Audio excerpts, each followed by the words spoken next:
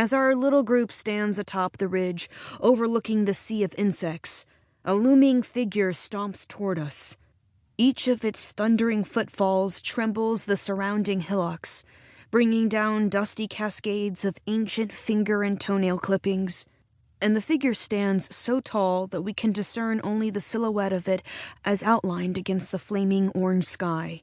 So violently does the giant's weight shake the ground that the cliff on which we stand heaves and shimmers beneath us, the loose nail parings threatening to subside and deposit us into the seething, devouring bugs. It's Leonard who speaks first, whispering only the single word, Palahniuk.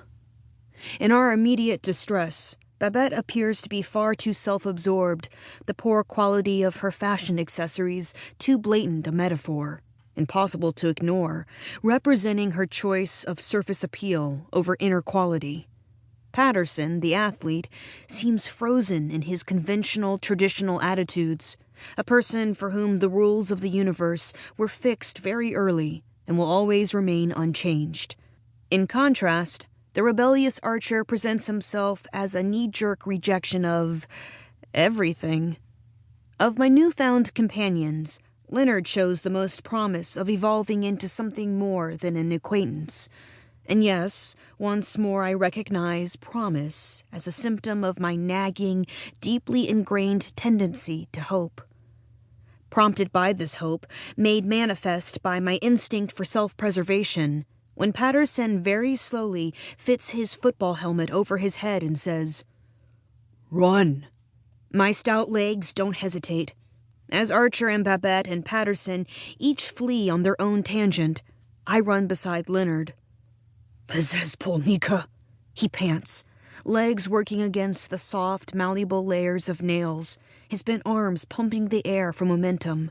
Leonard says, "The Serbians call her the tornado woman of midday." Gasping for breath, running beside me, his shirt pocket full of pins bouncing against his skinny chest, Leonard says, "Her specialty is driving people insane, lopping off their heads and ripping them limb from limb." In a glance, I look back to see a woman who towers as tall as a tornado, her face so distant it seems tiny against the sky, as straight up and high above me as the sun at noon. Like a flaring funnel cloud, her long black hair whips and streams out from her head, and she hesitates, as if deciding which of us to pursue. Beyond the giantess, Babette staggers,